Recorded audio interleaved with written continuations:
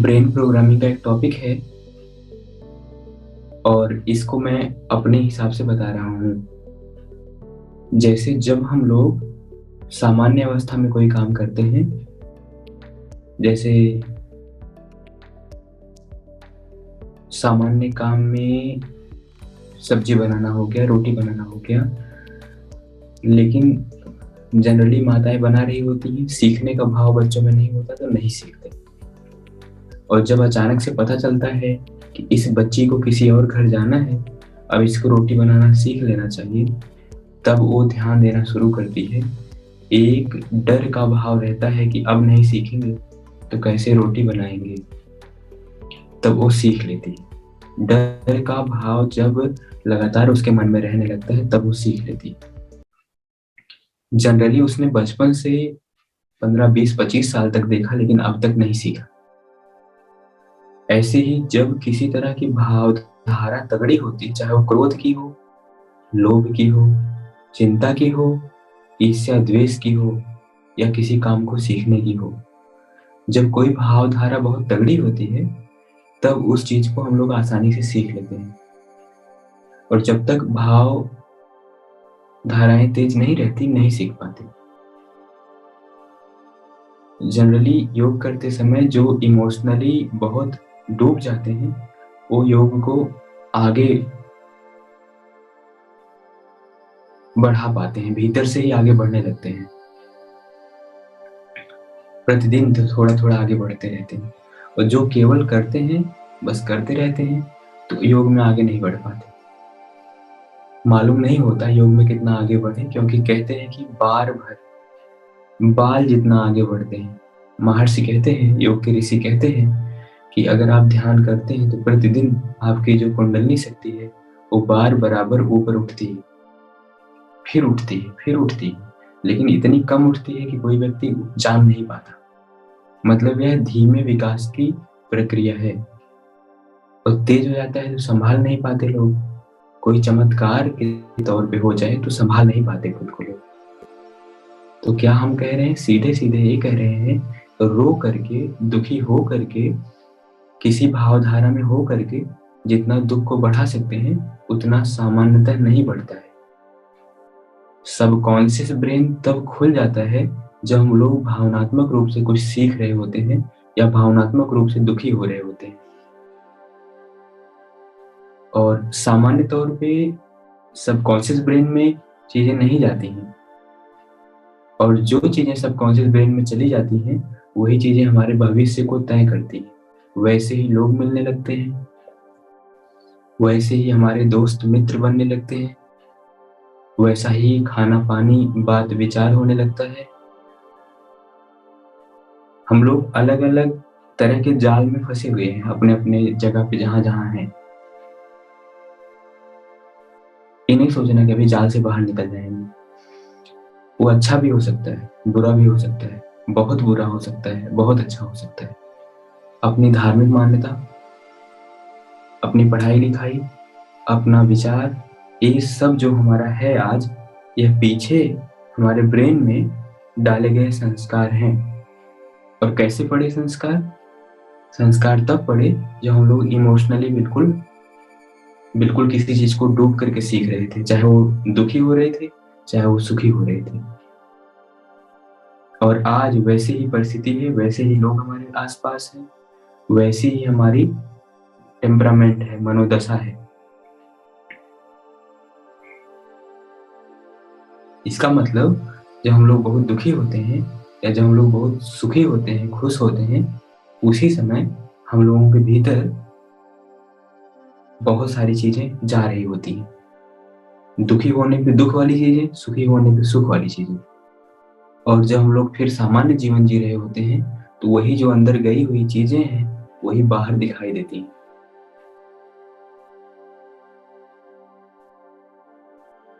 मतलब लगातार दुखी हो रहे हैं, चिंता कर रहे हैं, घबरा रहे हैं, डाउट पैदा कर रहे हैं, लेकिन बहुत ज्यादा विचलित नहीं है अगर, तब प्रभाव नहीं पड़ेगा। ओशो जी की पूरी पूरी थियरी है इसी पे। सामान्य अवस्था में बहुत फर्क नहीं पड़ेगा, बहुत नहीं, बिल्कुल भी हो सकता है ना पड़े।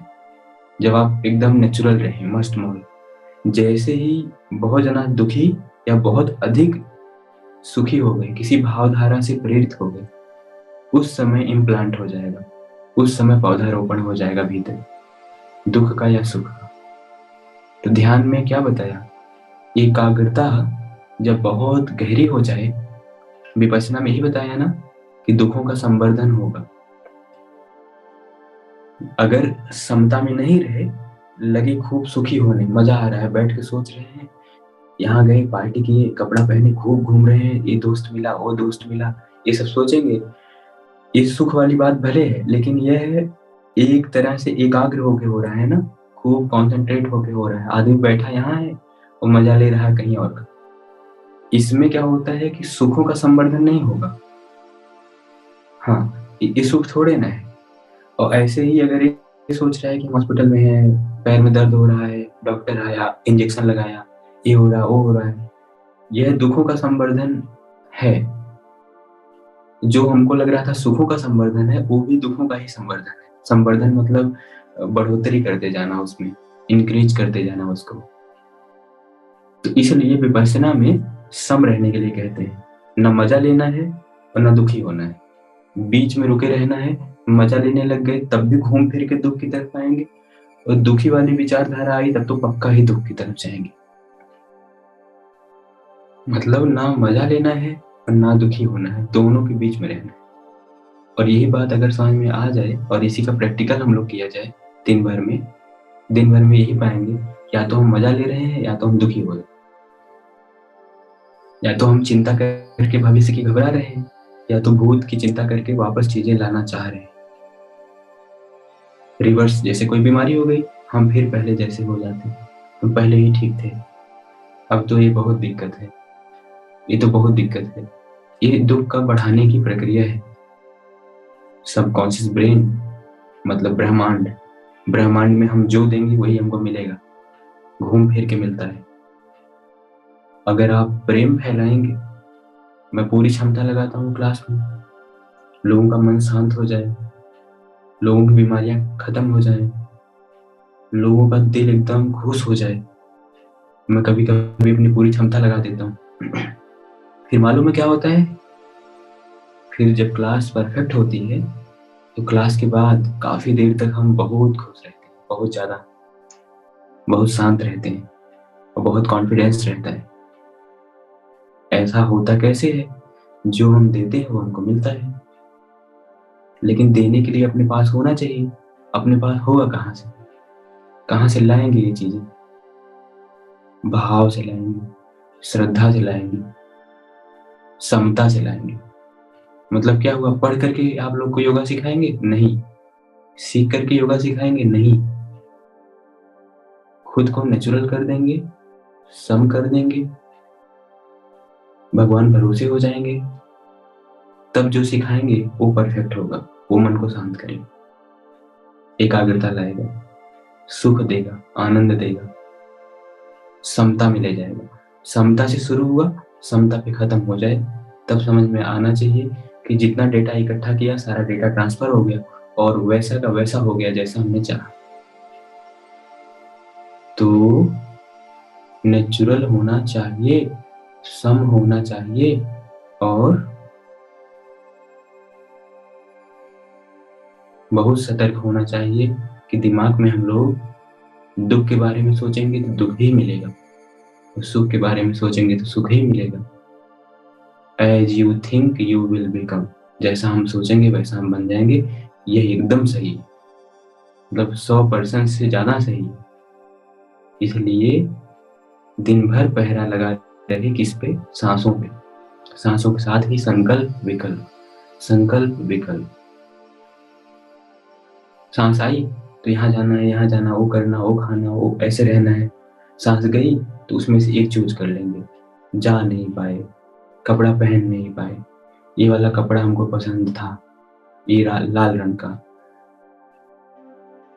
ऐसे ही 10-12 विकल्प आते हैं। जब सांस हम लेते हैं कम ही आते होंगे, मान लो 3-4 आते हैं, लेकिन जब हम सांस छोड़ते हैं तो उसमें से एक विकल्प पकड़ लेते हैं और फिर 15-20 सांसों तक वही जो पकड़ा है उसी चलते रहते हैं। चित्त की वृत्तियां, प्रमाण, विपर्य, विकल्प, निद्रा, स्मृति, इसी चक्कर में हम लोग घूमते रहते हैं।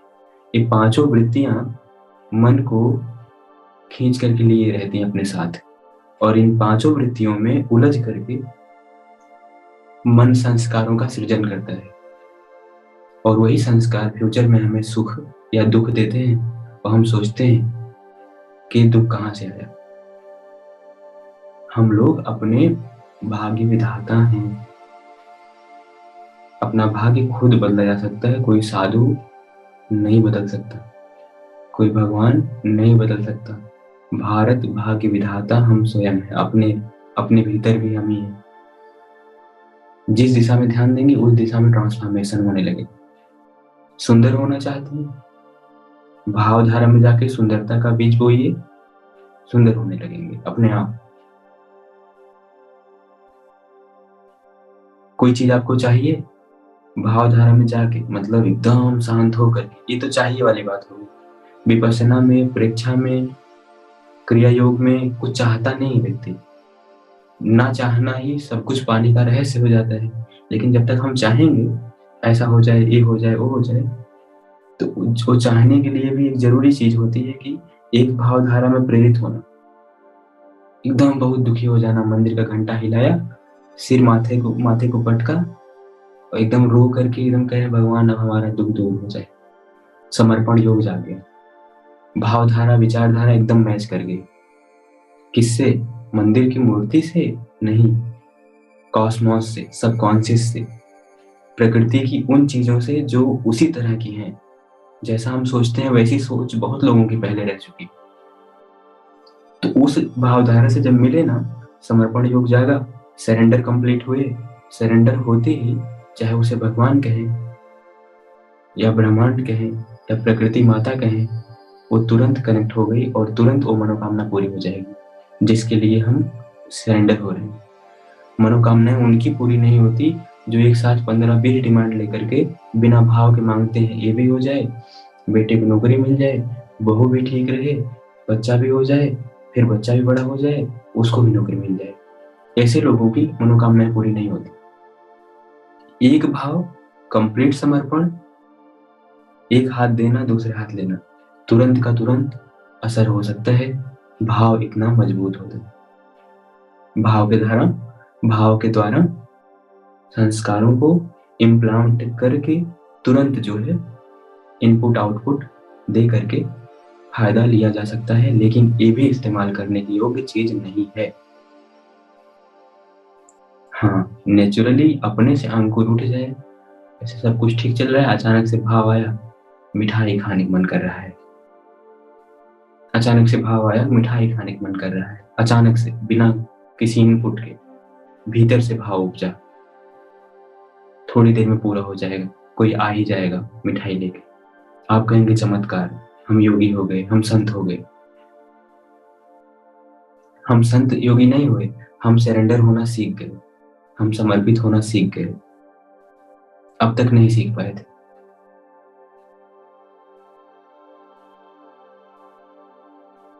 लेकिन ऐसे ही अचानक से कोई दुखी होने वाला भाव उठा, स्वर चेंज हुआ। यहाँ पे स्वर योग को भी ले लेते हैं थोड़ा सा, क्योंकि सब मिलजुल के चलता है। कोई भाव दुख वाला क्रिएट हुआ, स्वर चेंज हुआ, शरीर इंडिकेट कर रहा है कि मामला दुखी का है, और उसी में और दुख में दुख डालते गए। अब वो दुख पक्का होगा और बढ़ भी जाएगा। वहीं पर क्या तरीका था दुख से मुक्ति का? वहीं पर एक तरीका था, दुख आया, सुख आया तो ठीक, सम रहना। होगा तो होगा, नहीं होगा तो कोई बात नहीं, मिठाई आएगी तो आएगी, नहीं आएगी तो कोई बात नहीं। अगला कदम है, अगर दुख कोई विचार आया, घबराहट के कोई विचार आया, कोई बेचैनी आई, वहां सम हो जाना। ये हम लोग अपने से कर सकते हैं। सम हुए, संस्कार जागा, विनष्ट हो गया। उपजता निरुद्धन्ति, उपजता है और नष्ट हो जाता है। तुरंत कोई संस्कार आया, नष्ट हो गया, फिर आया, नष्ट हो गया। संस्कार रहेगा नहीं तो दुख होगा नहीं। मतलब दुख मुक्ति का उपाय भी हम स्वयं कर सकते हैं। समता कैसे लानी है, विपश्यना हमने इतने दिन तक बताया है, जल्दी ही हम लोग फिर विपश्यना करेंगे। और इस बार बहुत अच्छे से करेंगे। और इस बार खाना वाना छोड़ दिया जाएगा, केवल फलाहार पे और थोड़ा सा खाना खाया जाएगा। जैसे विपश्यना का रूटीन होता है वैसे किया जाएगा। बहुत लाभ होगा, है ना। चलिए विश्राम करते हैं, फिर नेक्स्ट क्लास में जुड़ते हैं। आप सभी को प्रणाम।